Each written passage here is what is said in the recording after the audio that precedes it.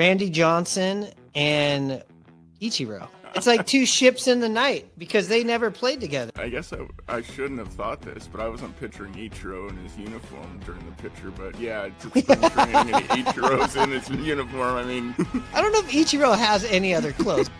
I remember back in the day when Ichiro pulled up on the scene, and he was already wearing that 51. I think the modern Mariners fan is always going to think of 51 as Ichiro's. Randy Johnson went into the Hall of Fame as a Diamondback, so as far as I'm concerned, that 51 is Ichiro. Yeah, I mean, I personally would like to see them retire Randy's 51 as well. He did a lot for us, and I hope someday the Mariners do retire Randy Johnson's 51.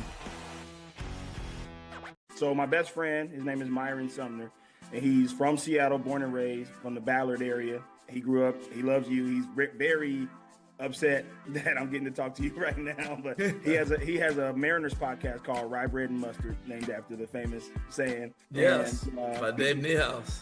Dave Niehaus, yeah. But he's got some questions. I got a couple questions for you. I got two. Okay. It's a bit of a deep cut. You share a lot of stories about the Griffies, but I was wondering if you remember your experience supporting junior and senior at the Arsenio Hall show in 1990. What was it like sitting in the dog pound during the prime Arsenio run?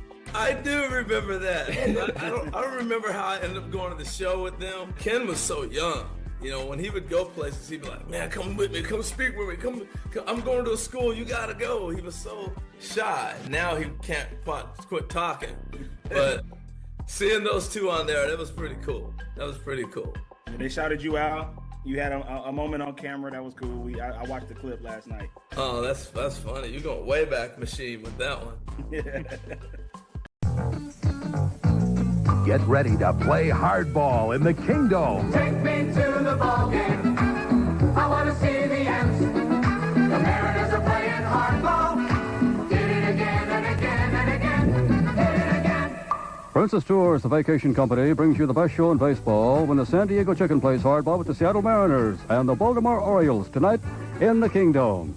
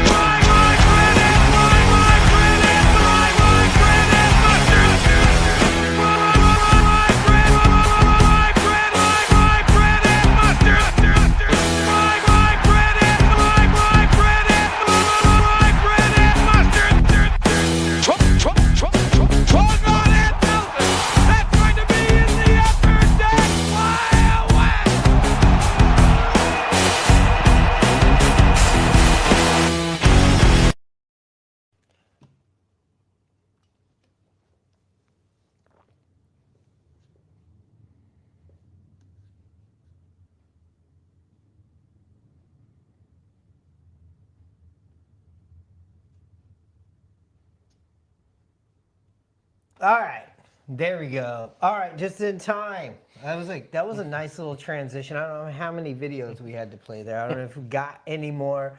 Been an eventful weekend here for Mariners fans. Lots of ups. We also have the Hall of Fame. Let's start there. That's nice and positive. The trade for Naylor, very positive. Splitting two in Anaheim pisses me off. It probably pisses you off. We're down here in Los Angeles. I got CJ in studio, meaning in my place here in Los Angeles. We did the Angels series this weekend. Lots of home runs. You'd think with all the accomplishments that happened this weekend, we went there and took care of business. On the other hand, the Astros get swept by the Oakland A's. Thank you. So hopefully the Mariners are thanking the A's right now in this series that's happening that we're recording for by sweeping them. Because look, they gave us two, or they gave us four. The Mariners could only come up with two. Yep. What's your vibe on this weekend? Well, I mean, first, thanks for having me down. It was great to go to the games. My first time in Angels Stadium. It was nice to see Naylor in person. I think we need to get some happy juice for him. He's kind of, I don't know, Like you'll see it, but he just doesn't really like interact right now. And so that was kind of a weird vibe for me. But seeing Cal hit the home runs, seeing Julio hit the home runs, that was fun. We had great seats. It was a good vibe, I would say, from like the fans that were there from a Mariners standpoint. Today was hot. We didn't really play very well. We didn't get enough hits off a pitcher that pitches about the speed of a high school pitcher, so that's not great. Texas is also coming up. So, I mean, the teams... A hot Texas. Hot Texas, right? So, yeah, I mean, general vibe, I'd say it's, I'd say cautiously optimistic since we did get the bat that we needed, and that's the reinforcements that we wanted. I think we still need more. So hopefully in the next few days we will see a trade that gets us another bat. But overall, I'd say it's cautiously optimistic, coming out of this weekend for sure. Yeah, for sure. We have to have a trade this week. You go there and you look up at the scoreboard and you go, man, this team looks pretty good 1 through 6. But when 1 through 6 isn't working, you got to have more depth, more stretch down the lineup. And, we've talked about Cole Young, we've talked about Williamson, and it's okay to say, hey, these guys are going to be great players. But right now in this window for just this year, if you compartmentalize it, you need to improve on the infield there, or the other situation that we saw today or in game 3, game 4 of the series, you saw a situation where maybe you wanted to bring in some right-handed bats off the bench, and your answer was to bring in Dylan Moore, who at this point you are kind of... Auto out. Yeah, he's an auto out, and you're kind of going like, wow, this is... Logically would have to be maybe the end of Dylan Moore's run with the Mariners. He's had a lot of great times, some great moments. Even to start off the year, you look up at the scoreboard, or you look up his stats. He's got 9 home runs. You'd be like, wow, 9 home runs from Dylan Moore. That's actually pretty good for him in a season. You think, and you see him hitting at 200, and you're like, that's not great, but I get it. He's a bench guy. Sometimes they hit in the low 2s. And then you go and you look at his splits over the last month, over the last 30 games, over the last 14 games, 15. It's bad, and he almost has as many strikeouts as plate appearances. Yeah, I mean, 2 for 47 in the last 30 games, batting .043, 24 strikeouts, 2 hits, 1 home run, 3 RBIs, 4 walks. Not great. Slugging 106. Yeah, I'm going to actually see if I can put that up there, because this is especially for the YouTube feed. I think it is important to actually, look at these numbers and just go, okay, you put what we just said right there, and then you actually have the visual of what Dylan Moore is doing. And I don't mean to just jump off on the show being negative, but this is the part of the... Yeah. I mean, you critical. called it. Yeah, I mean, you called it. You're like, hey, he's going to come in and pitch hit. Sure enough, here he comes walking out of the dugout. And I was like, well, that's going to be strike 3. And then boom, strike 3. Yeah, because your choices of, okay, who can hit right-handed? You're like, sure, we could put Mitch Garver, who's been doing all right. You put him in there, but then you don't have a backup catcher in case something happens to Cal. You'd also need to use 2 players in that situation. You'd have to put Mitch Garver up there to bat, and then you'd have to bring in somebody to play in the outfield. Yeah. Same situation with Solano. You're not taking Naylor out, so where are we playing him? He could play some other infield spots. Who else are you going to play at second base when you have Polo already in the lineup as DH, and you need a right-handed bat maybe to pinch hit for Cole Young there against a tough lefty? There was a glaring... just a glaring void of a right-handed bat, and even for right field. I mean, your option to pinch hit was Luke Raley, who hasn't played in 4 games, and we'll talk about that. Yep. And what we've scoured the internet of why. We've looked at the box scores to go, are we crazy? No, he hasn't played in 4 games. And you just don't have any other option really for a right-handed right fielder, unless I'm missing something, is Dylan Moore. That's currently on the roster that you have right now. That is your option for when you probably wanted to pinch hit for Canzone there. Yeah. But you couldn't do it with Raley, another left-hander that does not hit left-handed pitching. That's why I was saying we just leave Ken Zone in that situation. I know it's not the right, probably statistical thing to do, but I mean, with the way that Dylan's been playing, we probably would have had more potential opportunity with Ken Zone. Yeah, I just want to show this because I just sold this. Let's look at Dylan Moore's stat. I don't mean to pile on, but this is the time of the year where we're talking. Every episode's about any podcast, any show. Like, how are you going to? This is week's all about how are you improving? How are you going to get your team lined up for this stretch run? And you got a matter of days, matter of hours to do this. And you look at Dylan Moore. Let's just go over this. Like I said, in the last 7 games at the time of this recording, he has no batting average, 0. In the last 7 games, he's 0 for 11. In his last 15 games, his batting average, a little bit better, .043. It's better. In his last 30 games, he's kept that pace, .043. So in his last 47 at-bats, he's got 2 hits. He's 2 for his last 47 again.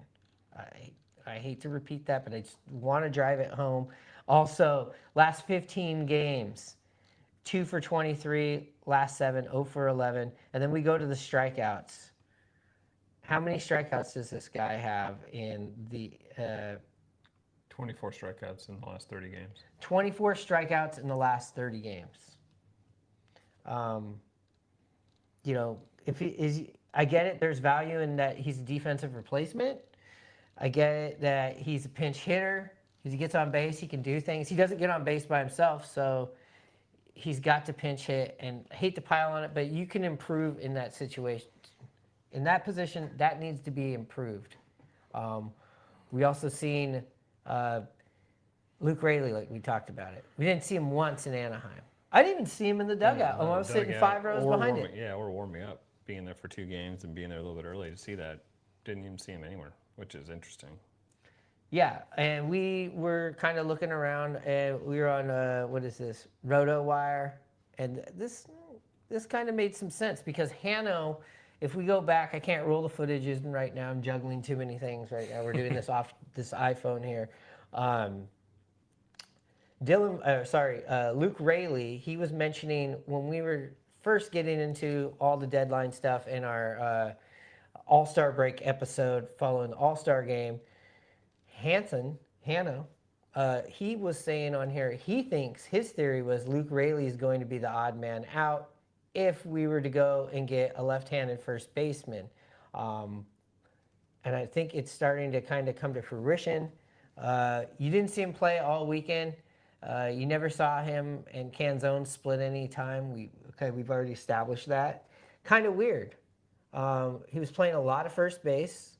There were 2 games where there's right-handed pitching. There was, pitching changes, matchup changes. We did not see Luke Raley. We didn't even see him as a defensive replacement. Yeah, it just feels like if he's probably being top conversation for a trade, right? So you don't want to get him hurt, anything like that. And so you got to believe that that's probably one of the pieces that we're having conversations with teams for a trade. I would think so because he's not the type of player where you're like, he's a liability. Sure, his batting average is 220, but he hasn't had so many games. He's coming off an injury, and he also had a lot of bad luck at the beginning of the year. He was hitting the ball really good, but like I was saying, then we go and you start to see stuff like this. This is just off of RotoWire. Let me see where it's at. Luke Raley. Here it is. It says Luke Raley out of the lineup again for Sunday's game. The left-handed Luke Raley will hit the bench for the 4th game in a row with Seattle having faced 2 left-handed. Okay, that's fine. We understand that. But we didn't see any substitutions. And 2 right-handed starters during that stretch. Raley had previously been holding down the strong side platoon role, but his opportunities to play against righties will likely be more limited moving forward after Seattle acquired Josh Naylor on Thursday. And to me, that makes sense. I just don't understand. I guess I do understand because you look at Canzone and what he's done since he's come up. You can't deny what he's doing. But are you already ready to move on from Luke Raley for Dom Canzone as your right fielder? I mean, I don't know. I mean, Canzone's young. He's been hitting the ball okay, but I don't know if you want to move on from Luke, right? Because Luke's quick too, right around the bases, and so he stretches out when he does get hits. Yeah, I don't know. Maybe both are being discussed within trade talks. We don't know. I mean, you're talking Luke Raley and Dylan Moore. Yeah. I mean, Dylan Moore does serve a purpose. It's not like we're like he's done. It's just not working for him. Whatever's going on here isn't working. Defensively, great. He's the longest tenured Mariner. Luke Raley, my question, I guess, is like, are we committing to Dom Canzone that much? I get that he's had a great month that he's come up here, but we have seen stretches from him that are pretty good. This is the best one he's had. Looks really powerful. We've seen him up close and personal, at spring training and here. I know in the last couple of years he's put on some muscle. You can see it. Yeah. And he is driving the ball. Hey, and let's hand it to him. He was the first person in the series for the Mariners against Anaheim that actually had a hit with runners in scoring position. I believe all the other runs came from colossal home runs, which I'm not complaining about, but I am complaining about just not having somebody that can do that. And he seems like he's been pretty consistent with that since he's been back up here. Yeah. Defensively, he's not helping you a whole bunch, but he also seems like he doesn't hurt you that much. Yeah, I mean, he's tracking down the ball. He plays decent defense. If you look at his splits, and so I think Dylan Moore had 47 at-bats in over the 30 games. Canzone's had 47 at-bats in the last 15 games with 15 hits, and he's batting .319, 15 strikeouts, no home runs. So, I mean, he's getting more hits, than Dylan Moore from if you're comparing Dylan Moore and Canzone from a right field player perspective in the lineup. And then over 30 games, he's 28 for 94, batting .298. So, pretty good splits for the most part. Yeah. I mean, I understand playing him over Luke Raley as far as if we want some thump in the lineup right now. But to me, I look at Luke Raley and I know what he does defensively and I know how he can run on the bases. Yep. So that's definitely something that I feel like that Luke Raley has so much more value to the team that way. But yeah, the hits aren't coming. And Dom Canzone is definitely, like you said, since he's been up here, 6 home runs, 15 RBIs, hitting .286. We have seen a little bit of a slippage this week. Mm-hmm. I know he had a big hit, but yeah, in the last 7 games last week, 111. Coming down from 319, 298. Yeah. So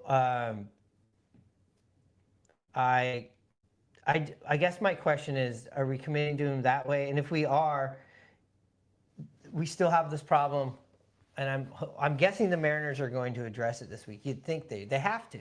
They have to be looking for a right-handed platoon situation in right field. You'd want to think Victor Robles is coming back. I don't know. Do you know anything about that? Is he coming back? Yeah, well, I think he was just getting cleared to do some baseball activities, which I think means just throwing a ball. Hanging out at baseball games? Yeah, baseball, right, yeah. What does baseball activities really mean? If you see him on the broadcast, he's always wearing whatever the giveaway is for the game, so maybe we'll start seeing more of that. So he's going to be in the baseball dugout. activity, hanging out at Edgar's, going to tacos and tequila. Yeah, hanging out in center field. Yeah. Talking up the pitchers when they're warming up. He's all that good stuff. Setting his fantasy lineup. I get it. That's baseball activities. Well, It doesn't seem like besides that they have any plan out there as far as a right-handed hitting outfielder. And you saw that. You see this every time that you go up against a lefty. You can't put Donovan Solano out there, right? Or you would have seen this already. Yeah. Yeah, I mean, he's more traditional infielder, right? Yeah, I think Solano can play like third base and second base. But you don't see it. You've seen them put Polanco out there quite a bit lately. Yeah.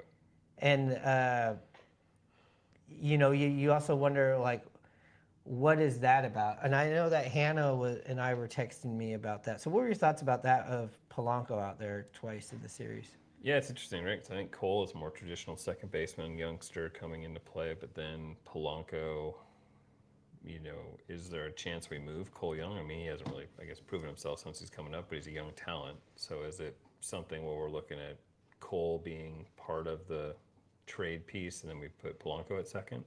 I don't know, maybe that's potential, but Cole Young getting moved, I guess I would have to be like, who's calling for him and who's needing him, and what do they have to give you for him? Because you'd be like, I don't want to move on from him, but yeah, like what? And yes, putting Polo at second base, you're like, if he's healthy, but the whole thing about Polo is like, the whole reason you don't want him out of there isn't that he's a defensive liability, it's that he's an injury liability. Isn't that? Yeah.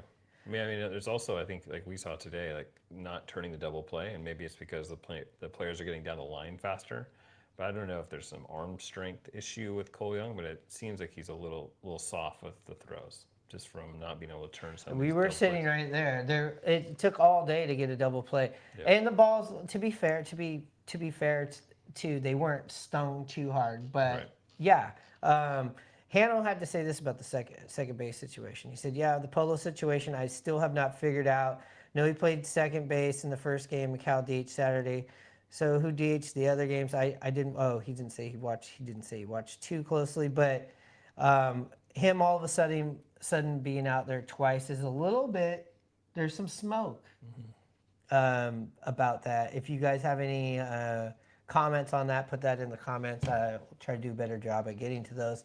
And then there's Solano, and you wonder too, he didn't pinch hit after the first. I don't think he played after that first game in Anaheim, which also makes me wonder how long they're going to do that train. And I kind of, when I talk about Donnie Barrels and I talk about Dylan Moore, we just talked about that, and Luke Raley, you also have to kind of remember like things that we've moved on from. You moved on from Rowdy Tellez. Are they more or less valuable to this team than Rowdy Tellez was? You go back to last year, and they make the move, and they they DFA Ty France. Can you look at Solano and say he's more valuable than France or Dylan Moore? And when you look at those lines, and you're going, that wasn't good enough that you had to move on from. And I get every year you have a different roster, but if you moved on from those people, why wouldn't you move on from Dylan Moore? And why wouldn't you move on from Solano? Yeah, it's interesting too. I think we saw it today where there must have been a discussion about Solano coming in and pinch hit because he had all his gear on, but then he was just hanging out. But then they put Demo in there. Yeah, it looked like he was a little bit sweaty, like he was down in the cage working on it. And yeah, it never came to fruition. They pinched hit in that 8th inning of that fourth game with Dylan Moore, and it was just like, and I get it, what Dan Wilson's maybe doing is like, hey, he's supposed to pinch hit in these situations, and he's supposed to help the team this way, and he's not. And maybe you're just building more of a case to be like, we got to get him out of here. We got to improve this spot. But you're also, when you're doing that, you're playing with fire because then you're racking up L's when you don't convert on those situations late in the game. Yeah, that's true. I think the other thing we talked about is the pitching, right? Like we saw Kirby and Logan kind of, get a little flustered in the 5th inning. So that 5th and 6th inning kind of hit their stride, and then they fall off, and then that's kind of what we've been seeing lately. It seems like they're kind of slowing down, or I don't know, getting tired, or they start, like Kirby, like when he has a no-hitter, it goes into the 5th inning, and then all of a sudden, all hell breaks loose. It seems like there's something about that 5th inning and in both of them recently that's popping up. Yeah, it's the 3rd time through the lineup. Yeah. And it seemed like with Logan, he was getting squeezed there, but he's got to get through that inning. Those are the things that are concerning because you're used to him going deep into games. He's coming off an injury. Kirby looked great in this series. That the big mess he got himself into in the 6th inning and got himself out of it, I thought was a huge step forward for George Kirby, especially coming off of what he was doing last week and then all of a sudden imploding. He kind of did the same thing that Gilbert did, where it's so brilliant, and then that 3rd time through the lineup, it just gets a little sticky. Yeah. So as far as things that the Mariners still need, we obviously Eugenio Suarez. We're on the watch for that. So I'm gonna take a 30-second break here, and we're gonna come back and let's talk about Eugenio Suarez specifically, exclusively, right after this. We got 4-time Gold Glove winners, 3-time All-Star, 2-time Silver Slugger, and look, the reason why I bleached my hair back in the 2000s. What's up, Brett? I love it. I love it. You had the hair, huh? That was like my college look. That was my thing. My kids still tease me about it. And they said, "Dad, why don't you go bleach your hair?" I said, "Dad's getting a little old for that." I said, "That was just a phase I went through. It was kind of a shtick." And I used to tell people when I'd bleach my hair, I'd say, the city expects it. So just don't worry about it. Get out of my way. Every 3 weeks, I had my routine. Did you get your hair done by somebody here? I did. No, I did. I had a young lady who would come to the ballpark, actually, and I had a barber chair. It was a hair bleaching station. And there was a couple guys on the Mariners that would get it done, too. But every 3 weeks, she would come in. We had a little office space off the clubhouse, and I'd get it done. So that was fun. That brings back pretty cool memories. You know what? I got to stop letting that be one of the roll-ins, especially with the role the Texas Rangers have been on. We can't have their batting coach on here. It's a conflict of interest. I know we're gonna get some new. Got to get some new roll-ins here on this program. We have them. It's just a matter of putting them in. It's a matter of actually following through, like the Mariners need to do. The Mariners need to follow through. It's 22. It's 23. It's 24. We're in 2025, and we're still waiting for this overload of offense. We've gotten closer and closer. We can bash everything they've done, but they have assembled themselves with a pretty good 1 through 6. 1 through 7 would be great.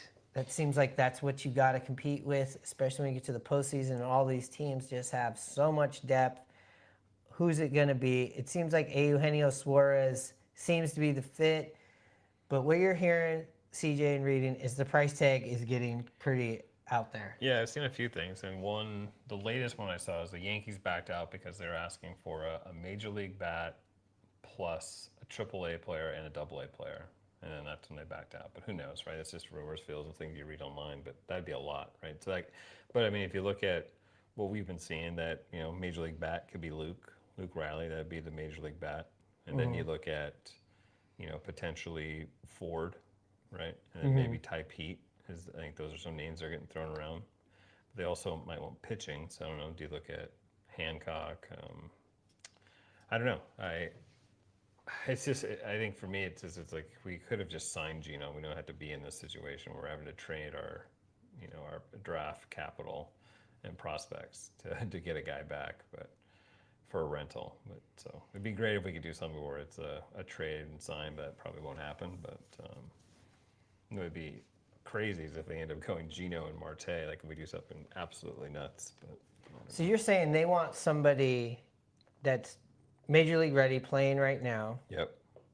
And then they want 2 prospects. Yeah, AAA and AA. Yep. In the top 100. Yeah. So seems like a lot for a rental. It is, but also, when do you get to this window? Yeah. When are you in this window? You do have Julio locked up. You do have Cal locked up. What you're getting out of Randy is everything we imagined right now. Yep. You just grabbed Josh Naylor, who's going to make the offense a bit different, and it lengthens the lineup. There's a whole bunch of good things. We need to talk about him too here because we haven't really talked about that. But I think you just do it. You do it with somebody, and also you need to go out and get a right fielder. Yeah.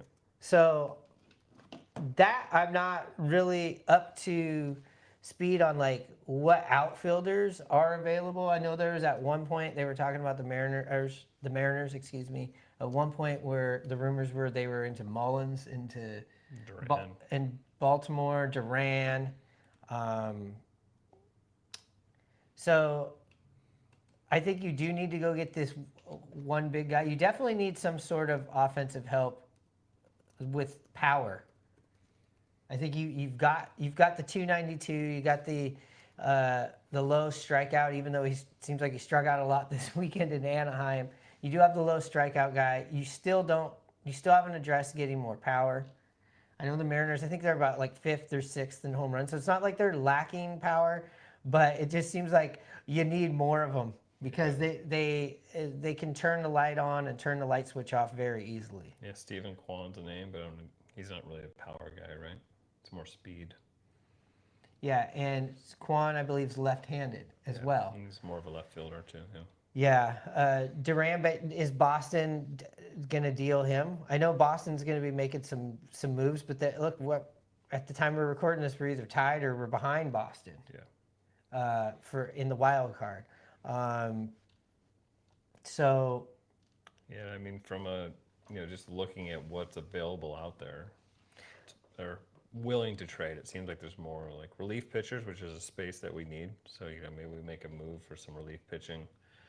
Yeah, relief pitching is definitely something they need. So while we're thinking about what they could do outside of what they could do in the outfield, and Eugenio Suarez, I mean, you're talking about a guy that's 35, 36 home runs right now. He's playing as good as he did the year when he put up 50. But there's a lot of teams that want the Mariners, and in fact, I'm going to go down this list. Oh, and Gino, yeah. Of who did I say? Want the Mariners. Oh. Sorry about that. I had it right here waiting to go. There's a list of teams that Eugenio Suarez What's attached to? is attached to. I've been reading about, Cincinnati's been talking about getting him back. Cincinnati. Philadelphia, Phillies. The Yankees are kind of out of it now. Us.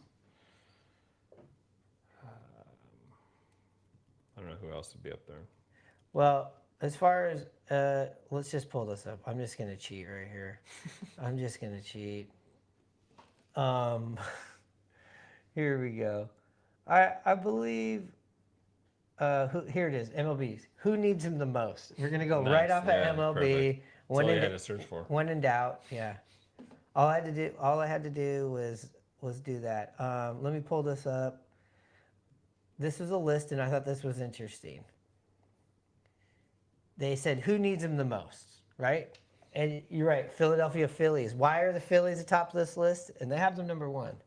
Because when you look at the way the roster is constructed, arguably no team is under more pressure to win now than Philadelphia. I don't know about that. I think Seattle. But the Phillies got close with a World Series appearance in 2022, but they've taken a step back since then. Bryce Harper, Zach Wheeler, Trey Turner, Nick Castellanos, and Aaron Nola are all signed beyond 2025, but each is 32 or older. Yeah. So are Kyle Schwarber and JT Realmuto, both whom are in their final year of their contracts. So I get their situation. Milwaukee Brewers seem similar to us, built around pitching. Yep. They need some more offense. They need somebody on the infield. We get it. They have the best. I don't know if they still have the best record in baseball, but they've been the hottest team in baseball. Then they have the Seattle Mariners in here, and we already know the case. We already know what's going on. Who else are we worried about? The Chicago Cubs. It says with Kyle Tucker headed for free agency at the end of this season, and the Brewers recently leapfrogging them in the NL Central, the Cubs are another contender that needs to be aggressive at this year's deadline. And they're not scared to pull back punches. Right. I mean, at this time of year, you're always getting in there with the big guys. Good to know that the Yankees aren't involved. Like you said, Cincinnati is on this list. And they're only, at the time we're recording this, 1 game out of the wild card. Yep. And Novelli Marte is coming back. They're looking all right, but they need some offense. They don't hit enough home runs. He had arguably his best run as a player with Cincinnati. He had a good run with the Mariners in a short time there, but since he put up 50-plus home runs, I think, and had a couple good years before his injury, and then obviously what he's doing right now. You know, but you know, they offloaded him the same way the Mariners did to get rid of that contract. And then the Detroit Tigers. And I didn't like seeing this person on the list, but with the injury to Astros. Isaac Paredes, the Houston Astros. So let me ask you this: if we didn't get him, which team could you live with getting him? Someone not in our world. So maybe Cincinnati, it's fine. Chicago, fine. I'd say Cincinnati. Yeah. They seem the least scariest to me. Right. Sorry, but they, you know. We saw what Milwaukee could do. We don't want him there. Yeah, and you definitely do not want to see him at the Astros. No. And listen, I don't care if they're on this list or they're not. Don't ever count out the Dodgers for anything, and don't never count them out. And in fact, why I say that is I don't even know who's playing third base right now, but they're not playing very good. And I believe Max Muncy, let's see, he's missed 16 straight games, 18 straight games. Says Max Muncy's knee could start rehab assignment next week. So if he's going to be on a rehab, maybe they don't go in so hard. But I also don't know what they have to offer. And they're also really, if the Dodgers are looking for something, it's going to be relief pitching. Yep. So that's what we're going to watch. As far as the relief pitching, let's talk about that. And I'm gonna cheat again, and I'm just gonna go here onto Google. I did have my list, but let's see, relief pitchers. Duran from the Twins. It looks like the number one, right? Yeah. And then Clase from Guardians. Clase from the Guardians has been talked about. I believe he has a bigger contract that you'd be taking on. I think he makes like $6 million or something like that. I'll pull this up right now so we can just break down these numbers. Here it is. Again, MLB. Yeah. Here we go. Let's just go straight to the source. We also have, Duran, Twins. What's his average fastball? 100.3. Fastest pitch, 102.7. And at the time of recording, the Twins, I'm not going to say what their record is because this article is from a couple days ago, but they're looking like sellers. So he would be somebody that I know is going to probably get moved. Then there's somebody on the Rockies I've never heard of. Seth Halverson, right-handed pitcher. But here's the thing. I feel like if you can survive in a place like Coors Field, there might be something to you. So there's somebody down there in the Rockies that they have. We have Ryan Hensley from the Cardinals. Also have a third baseman over there, Nolan Arenado. Did I say his name right? Yeah. I did it. Nicely done. I did it. Also, another guy, 99, fastest pitch, 103.4. Let's see. There's some of his stats right there. Here's a name that we talked about. We know about Manuel Clase, him and his cutters. Nasty cutters. Nasty cutters. Slicers and dicers. But yeah, he had a rough October and he stumbled out of the gate, but he has improved. But let's go to his contract with 1 year, with a 1 year guaranteed year. With one guaranteed year at $6 million in 2026. So $10 million club options remaining on Clase's contract. The Guardians might not be in a rush to trade him. Whose availability to fire his cutter in triple digits makes him a rare breed. Here's another person that we've talked about quite a bit over the last year or two. Or actually, let's go to this person first. Who's this? Dominguez for the Royals, right-handed pitcher. I was going to say King Felix, the fake King Felix. No Kings Felix also, but I believe he's had injuries. Yeah, I think he just went on the... Yeah, he went back on. Then this guy, Pete Fairbanks from the Rays. I mean, we've also seen the Rays not be able to deal people even if they're have a better season going. They seem to know, we talk about it, they know when to trade everybody. But also, I think they gave up on Randy Arozarena way too soon. David Bender or Bednar. Yeah, he's Pirates? listed as a best fit for Seattle, actually, in the ESPN rankings. 70% chance of being traded from the Pirates. Nice little right-hander. That is something that the Mariners absolutely need. You saw that in the extra inning game. And you even saw in the game 3 of the Angels series. When you have these long 4-game series, especially when you don't have any days of rest, you can kind of see where you feel thin. And let's go back to game 3 of the Angels series. George Kirby's on the mound. He gets himself in trouble. We're down underneath the tunnel, charging our phones. We're looking up at the screens. And who's in the bullpen warming up in the 6th inning? Trent Thornton.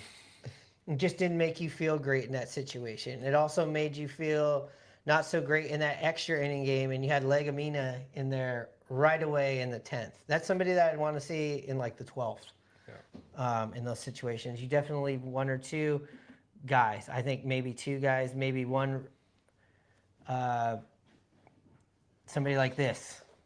Maybe a guy like Griffin Jacks, Minnesota Twins. Throws hard. Yeah, controllable until 2027. Had a breakout year last year, so that's another person. I know that we've needed relief pitchers, but the way the Mariners go about getting people, and they'll grab people with 8.0 ERAs, they'll grab people that are DFA'd or in the minors, and then they bring them up and they're effective. So I hadn't really went around the league and looked at who was available and who was out there, but it seems like there are, a dozen to 15 good relievers out there that could definitely help the Mariners. So that is something I would like to see them. I get like the Eugenio or any other big bat. It might come down to the 11th hour. But we got to get these relief pitchers in here ASAP. Yep. Yeah, Especially with none of these days off. So I'd like to see, what is it when this is coming out on the pod side? Monday morning. I hope this is outdated. We've already picked up at least one pitcher. Maybe not your 1A. I think you need a 1A and a 2A. I know it is difficult. How do you feel about this? When a team goes out and gets another closer and they bring him in, and then how does that dynamic work in the bullpen? Or do you want him? Or do you like it when they just go get somebody who's already a setup person, like a Brash, or somebody that comes in on holds, high leverage, I should say, instead of setup? I think high leverage is the best way to put it. Yeah, I mean, I think you're coming into a situation where the closer is established, especially with Munoz, right? He's an all-star. And so if you were a closer on another team, you got traded for a reason, I think you'd come in with the expectation of being a setup person and be okay with it, I would think. I mean, I guess it also depends on the person. I think, you're going to be put basically where you need to be and plug in, right? And so you're going to do your job is what we expect. And who knows, maybe you overperform, Munoz falls off in the next year or so, and then all of a sudden you become the closer. Who knows? Like, you're still, whoever that type of person is probably is a rental, maybe at the end of the year. And so you're playing for your next contract, wherever it may be, if you're not under, control. So, play your best and be that closer potentially in the 8th, and then let Munoz come in and close it. Yeah. And we've seen for the regular season, way it's set up with this bullshit ghost runner stuff, you really do have to have a couple of closers. Yeah, especially with the Mariners, we've been going to a lot of extra inning games, it seems like. Once or twice a week. Yeah. Once or twice a week. I wonder how many more hours if you're watching all the time, like my grandma. Except she didn't watch today. The Roku thing. She called me. I don't know if anybody else had relatives that were trying to figure out the Roku thing. I finally got the Apple TV thing solved to show her how easy it is. The Roku thing, that took a couple of relatives. We get through it today, and then I call her after the game where I'm leaving the stadium. I said, "How'd you enjoy that?" And she's like, "Oh, we went out shopping. I didn't even watch the thing." So fuck. Come on, Grandma. Yeah, as far as this extra arm. There's also the guy in Oakland too, but you probably won't see the Mariners in Oakland do a deal. His ERA has completely bloomed up this season, but Mason Miller, is that his name? Yeah, I think that's right. Yeah. Throws 500 miles an hour. That'd be another person I would put there on the list. I definitely want somebody that comes in I get that there's these big fire throwing guys and stuff. I want somebody to throw strikes. Yeah. there's just been, I don't feel like we've seen, we'd have to pull up the numbers. I feel like the walks have been so much through the roof this year compared to what we're accustomed to seeing from this pitching staff. Yeah, agreed. Like they're not as sharp as we've seen in the past, for sure. No, and that even goes with the starting pitching too. But I want some more strike throwers. We have a pretty good defense. Put the ball in play, especially in the outfield, especially on the left side. Yep. It's good.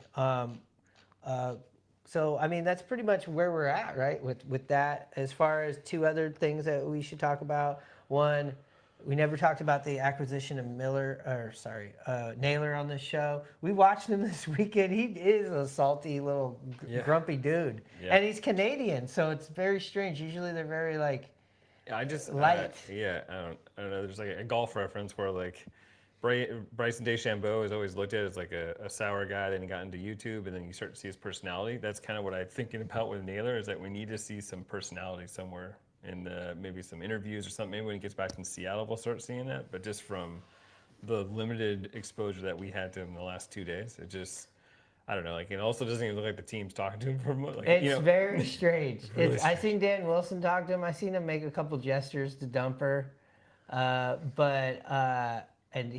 I think Mitch Garver said something to him once, and he nodded. But he goes in on the mound, the meetings on the mound.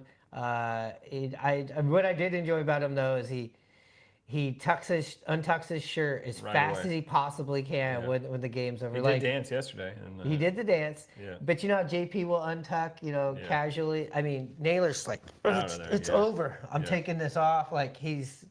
It reminds me of a dog that gets shampooed, and they're just like, I gotta get this off. The thing I picked out was like the end of the inning. Everyone knows the ball goes to JP, but it seemed like he just kept throwing it to whoever. Yeah. And then whoever he was throwing to was not ready for the ball because they know that it goes to JP. And so I think most of the time he would throw it to Cole Young, and then Cole Young would throw it to JP. And so it's just interesting. It's just small little things you pick up on. You hope there's a personality in there, and we'll start to see it. Because we've seen, I mean, if you look at videos, there's him celebrating, hitting big home runs, and getting crazy, throwing his helmet around. So we'd love to see a little bit of that, and I think maybe it'll come with time when he gets more comfortable with everyone in the I dugout. remember when Randy came to Seattle last year, and we're not seeing that kind of Randy, obviously with the numbers, but this personality, we knew it was there. Yeah, right. You saw a little bit of it here and there last year, but it was very muted. It was very neutered.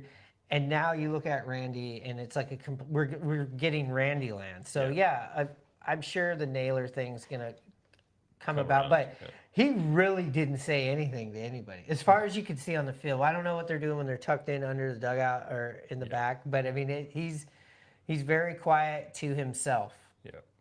I guess one thing we could look at replays of the home runs, with the Triton, if he's in there like slapping or slapping ass and high fiving, or he's just kind of doing the little hey-o. Yeah. Good job. But yes, we read some weird story. We had one of our friends was hating on him, and he was like, he's a head case, he's crazy. And we looked up this story, and apparently something happened when. Yeah, there was when he was 18. So this is when he was with the Marlins, I believe. So when he first came up. He had a prank that went wrong and ended up stabbing a player on the team in the hand or something like this. And then it turned out that it wasn't a prank, and so I don't know. I don't think all the details are out there, but it sounded like it involved a knife, a stabbing, when he was super young, when he first got into the league, and so I don't know. We'll have to look a little bit more into that. Yeah, I mean that's a long time. Or look away from it. Yeah, exactly. Because I mean that was it sounds 10 like, years ago or so. Yeah, it sounds like it was something that happened a long time ago. It seemed like when he was a teenager. Yeah, 18, so, right at that point. Let me just pull up his. If you don't really know his background. He also has two brothers that play. Yes, right? And he was on the Cleveland Guardians for many years. These last few years in this decade, he's done some great things. Played a lot of playoff baseball. Here, I'll pull it up here on the.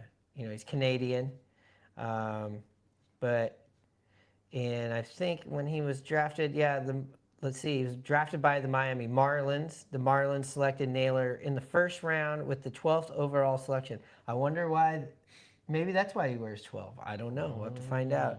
2015 draft, 12th overall selection, signed with the Marlins after his graduation.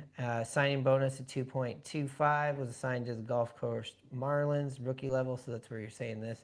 He played a total of 25 games for the Marlins, posting .327. Naylor began the 2016 season with the Grasshoppers, single high A.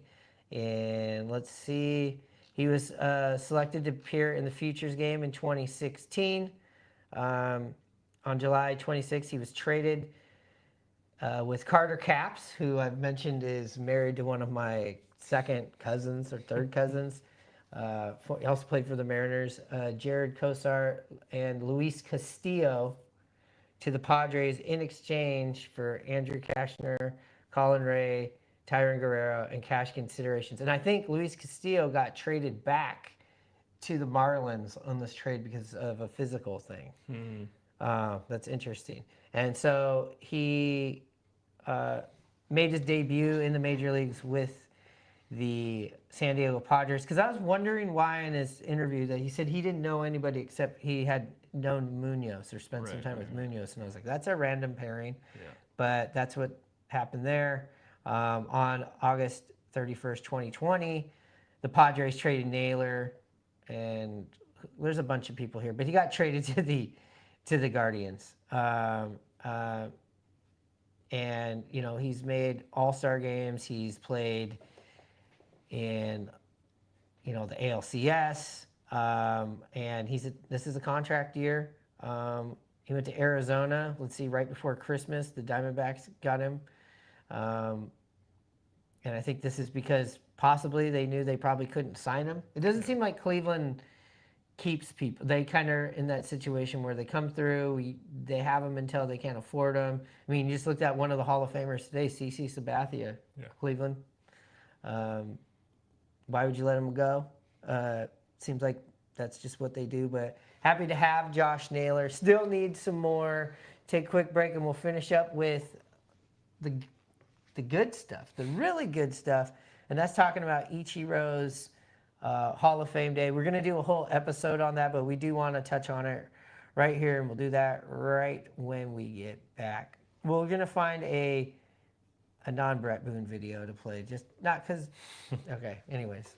Supercross this weekend in the Kingdom. The Coors Beer Supercross doubleheader. Get ready, Seattle, this Saturday night at 7:30 and Sunday afternoon at 2. The 1988 ANA Supercross Tour, Motorcycle Mania, on an incredible dirt battleground that treats man and machine the same way. With absolutely no respect. See the best. National champion Jeff Ward, former champion Ricky Johnson. Tickets at all Ticketmaster locations, including the Bond, Tower Records and Video, and participating Honda dealers. The Coors Beer Supercross. Rye Bread and Mustard, a Mariners podcast. We have the one and only Mr. Tom Hutler. Do you have any of your favorite stories from the Kingdom? There was a time we had an earthquake, and so they were going to evacuate the building. So I was like getting up to go leave. They go, no, you can't go. You got to read these safety things. It's like, do we need to tell them that there's smoking's only on the exterior ramps? Yeah. And Dave came shooting past. He signed off. I'm going, wait, I'm the only one here. Listen and subscribe to Rye Bread and Mustard, a Mariners podcast, wherever you get your podcasts.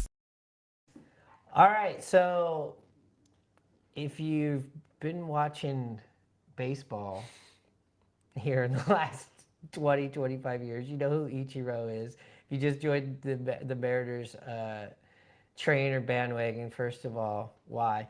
And second of all, just kidding. Ichiro, though, let's be serious. Ichiro, Hall of Fame, almost everybody voted for him, and I think that is maybe the highlight of the whole speech is because not many people would talk about it, but he did it in a very humorous way. Yeah, I mean, I think he put out to the one person that didn't vote for me, the invite to come to the house is now expired. Yeah, because he wanted to have a conversation with this one writer that didn't vote him in. Yeah, it was hilarious, and the timing on it's great. He had a bunch of stuff. The other thing about what was the other funny one when he was talking about when the Marlins called him? And yeah, he was it's like, I didn't know you had a team, or yeah, I didn't know what your team was. Yeah, he had no I idea. think that the great thing about it is us as fans from the Mariners, we knew Ichiro could speak and like he was very like articulate like this, but I think it's great for everyone else to see this. I think he was super funny. I think I've always heard that he was always funny. He liked to joke around with Griffey, which I think is pretty hilarious. And I think everyone got to see the humor side of Ichiro because you generally would see him with an interpreter, and so you didn't know maybe he didn't speak English that very well. But And he this was doesn't awesome. do all interviews because we watched like another Hall of Fame interview that he did with Bob Costas. Yeah. And you think, well, maybe he's Yeah. going to do it in English. No, he still doesn't. And it's but we all know he can. We've heard him. Yeah. And a couple of years ago, they're actually playing the Guardians. They had the 51 retirement party for him prior to this, and he had a really great speech there. And you're right, but those kinds of things are very intimate. They're not shown. I mean, you can search for it on YouTube, but Hall of Fame is the peak, the peak of peak for baseball players. So. And baseball fans. So yes, this was the first time a lot of people were like, wow, this guy, if you go and you just look up, let's Google Ichiro right now, or everything is incredible mindset, incredible speech, funny. Yeah. You go to the Mariners website, of course, they're gonna be on his jock, but There's a quote, go pretty ahead. good quote. Yeah, it's like there's a quote from Ichiro. Right? If you consistently do the little things, there's no limit to what you can achieve. Look at me, I'm a 5'11", 170 pounds. When I came to America, many people said I was too skinny to compete with bigger major leaguers. But I knew that if I stuck to my beliefs about preparation, I could overcome the doubts and even my own. So that's just a touch of what he was saying. I mean, his speech was great. I think it was just under 30 minutes. But yeah, he had some great quotes and great words that he said, and so. And you can check it out on YouTube or Seattle Times. Yep. I'll give him a shout out. I'd be nice to not pay for your paper, but I do. I overpay. So I'm going to pull up the article right here. Ichiro delivers memorable Hall of Fame speech. Watch and read full versions. The quick little intro that they had from Edgar Martinez was really good. Yeah, and just the quotes and us talking about it's horse shit compared to what it is. So go watch it. We are gonna do a whole Hall of Fame episode. In fact, Hanno says that he wanted to do it. I was like, "You want to join us tonight?" And he's like, "No, but I want to talk about this Hall of Fame thing." So we're gonna put together a Hall of Fame show for Ichiro. We did last year when he got selected to the Hall of Fame. We did a pretty good one. So we're gonna do another one of those soon. Again, thanks for liking, subscribing, and all that shit. How important is that? It's great. It's great. Yeah, it's very important. But I want to remind you of one thing before we leave. I need you to tell me about this Griffey jersey. Oh, this Griffey jersey. Yeah. So I ripped this jersey out today, and you're like, well, I've seen this one. It is like on the field, 50. Let's pull this thing up. Jersey, and you're like, where did you get that? And I was like, it's a long story, and it is. And I actually told this story That's on the thick stuff. Yeah, this is an old Majestic. I think it's only been worn by Parmesan LeBron. This is a big jersey. This is a dress. This is you can wear this to the prom. You put a belt around it, it's a dress. Goes down to your knees. Yes. So tuck it out like It Naylor. is. So this jersey, you're like, where'd you get this? Long story. If you listen to my the first podcast we ever did, I told this story, and I'm going to tell it again.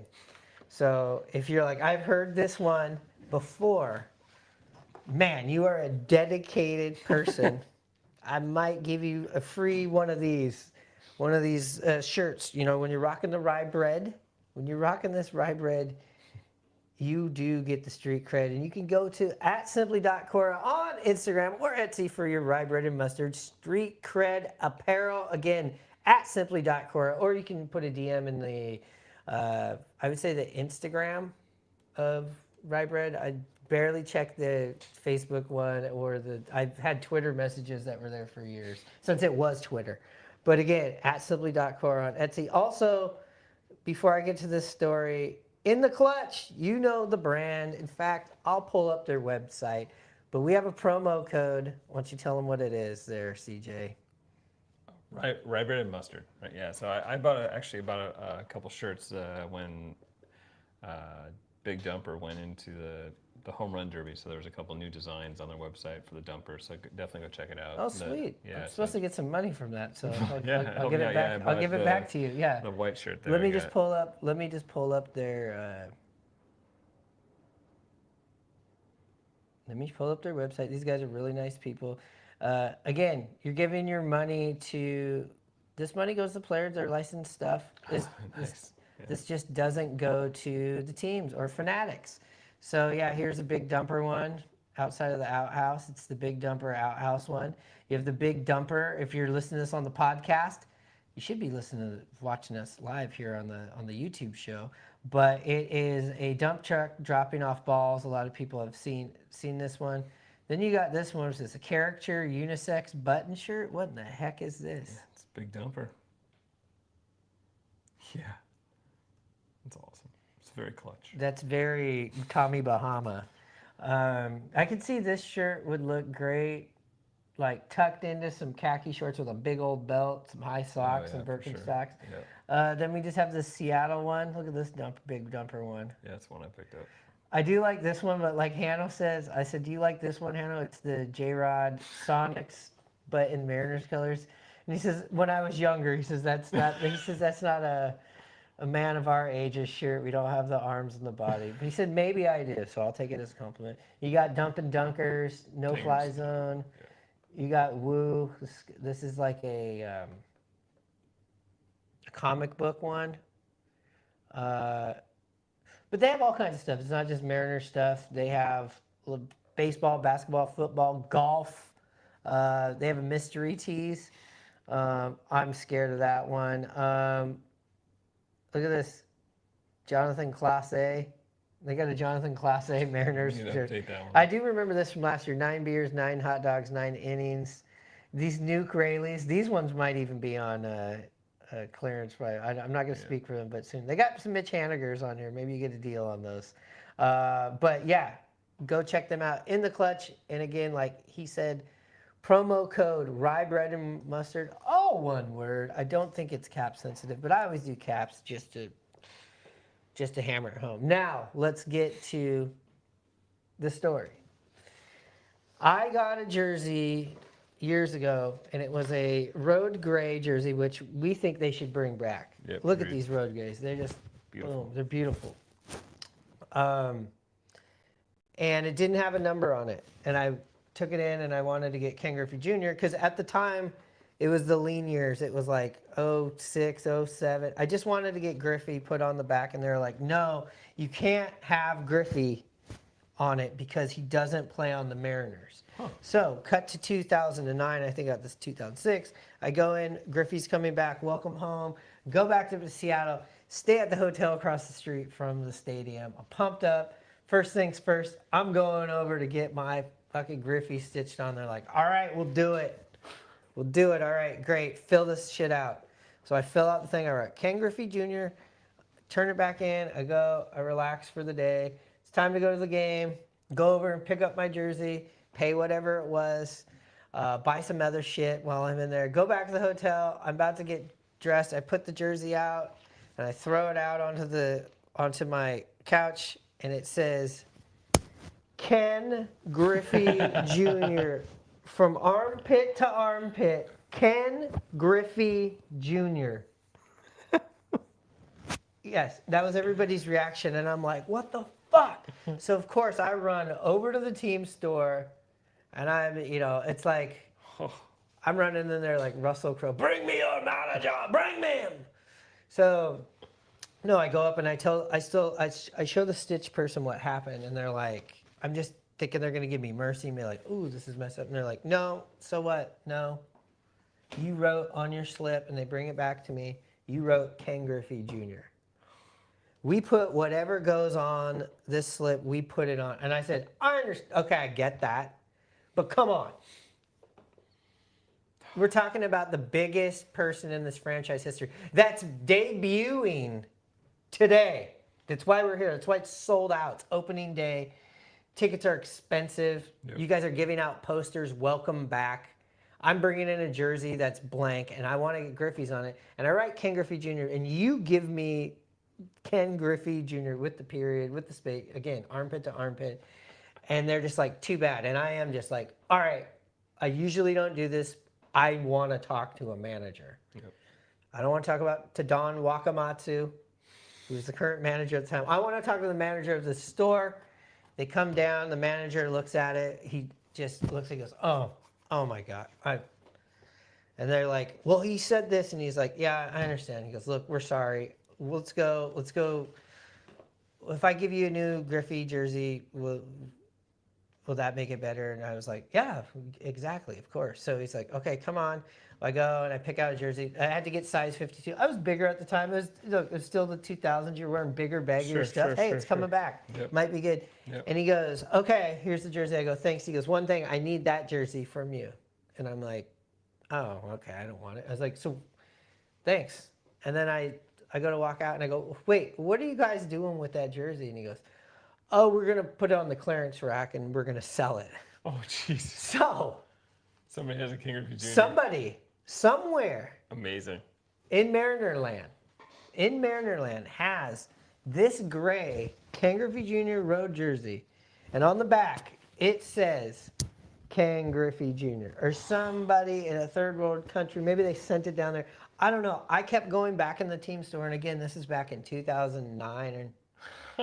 And I kept going back and looking for this jersey. And yeah, every time there's ever a swooping shot in center field at the Mariners game on Root Sports, I'm looking for that jersey. If anybody, I'm sending out this is what do they call it?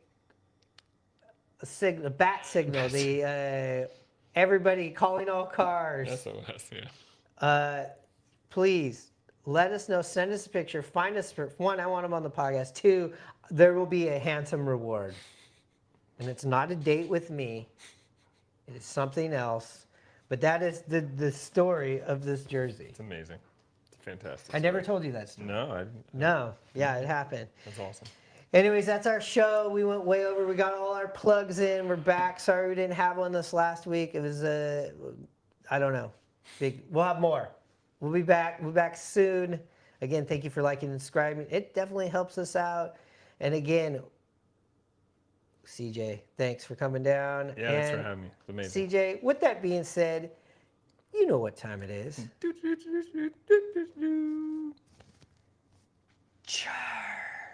Charge that damn card. Charge that card. Get us some players.